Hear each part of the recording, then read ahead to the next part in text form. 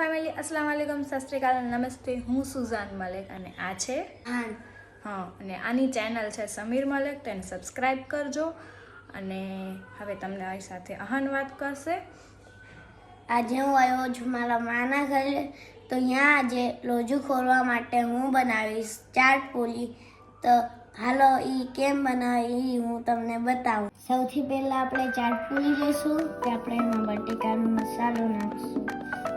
પછી એમાં આપણે ડુંગળી નાખીશું.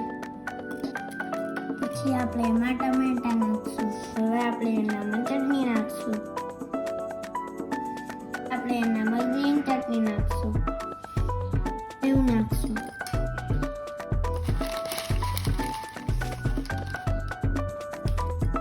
એમાં મસાલાવાળું